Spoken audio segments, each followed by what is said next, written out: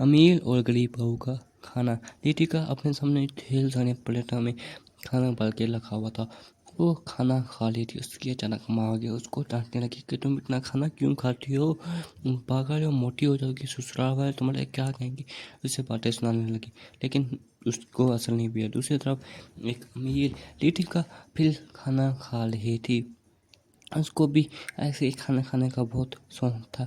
उसके दोस्त ने उसको मना कर दिया, लेकिन उसको कोई फ़र्क नहीं पड़ता। वो अपने घर वापस आ गई।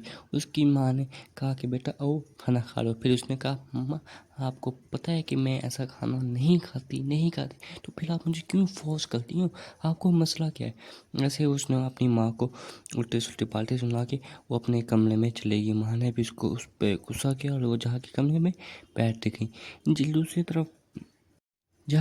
तरफ वहाँ उनके खाने पीने की बात चली थी। वहाँ पर दूसरी तरफ दो बेटे थे, एक बूढ़ी उधर के, वो आपस में बातें कर रही थी।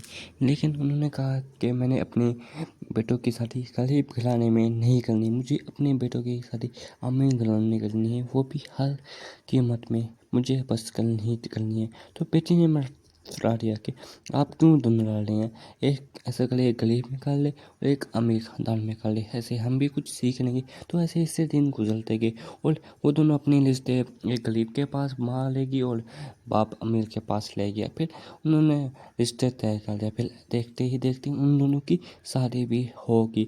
फिर सासू माँ ने उन दोनों का स्वागत किया। उन्होंने पाँव गिरा के आगे आए और उनका अच्छी तरह से स्वागत किया। फिर माँ ने कहा ठीक है बेटा, अब तुम अपने घर में आके अपनी जिम्मेदारियाँ गिनो।